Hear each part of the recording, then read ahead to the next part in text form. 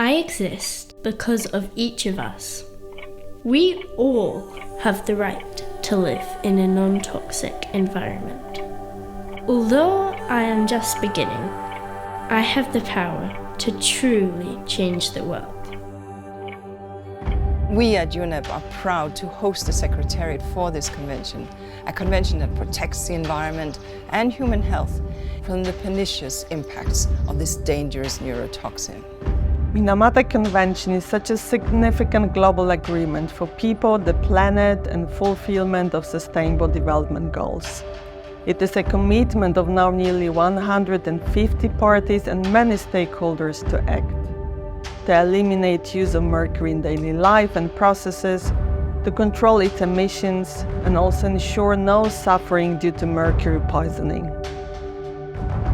Miners, especially women, are negatively impacted by mercury because they process gold using amalgamation, then burn the amalgam in the open, exposing their families and children to toxic mercury fumes.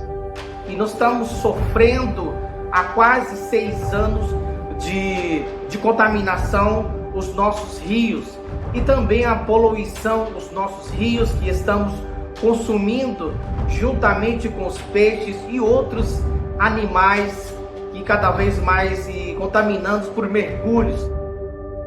Simply put, mercury is a threat to human health and to the health of our planet. That is why the Minamata Convention on Mercury is critical to meet the objectives of the Convention on Biological Diversity and the goals and targets of the Kunming-Montreal Global Biodiversity Framework.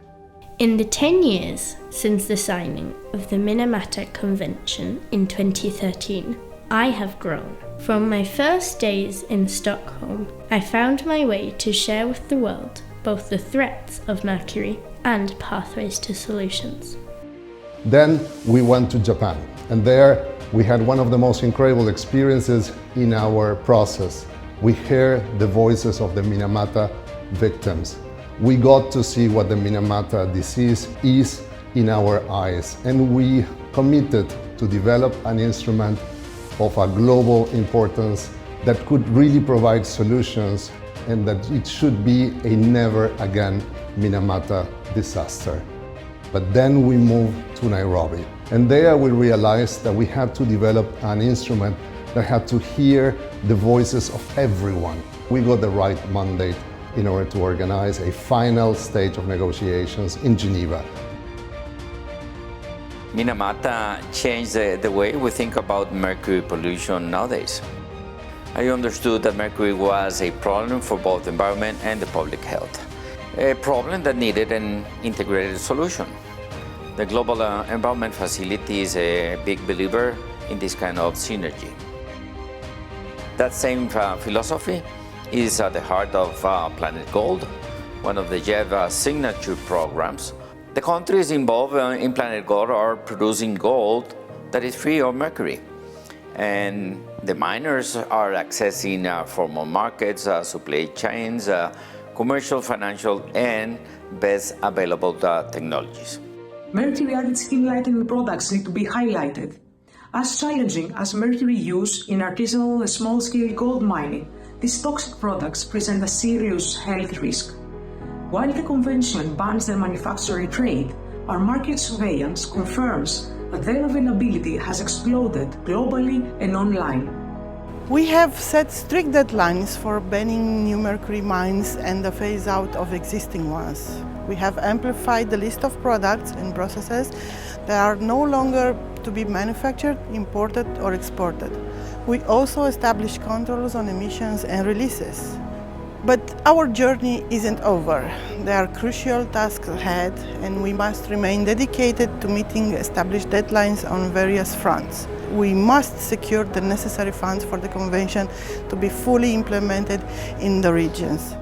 So beginning now at COP-5, we have more ways to engage indigenous people and local communities in order to fulfill the full implementation of the Minamata Convention. We actually need youth and women engagement, a meaningful engagement in policy reforms to amplify our voices on what we see in that sector of gold extraction, but also what are the solutions that will really help to see or to encounter the mercury pollution. In just 10 years, I have expanded, and I will continue to evolve. My strength lies in each of us. 10 years since the signing of the Minamata Convention.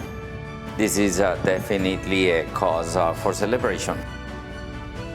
In the spirit of the Minamata Convention that lives in each of us, we must keep working together to make mercury history. As we move forward to make mercury history, I hope to see more countries joining the Minamata Convention in the near future.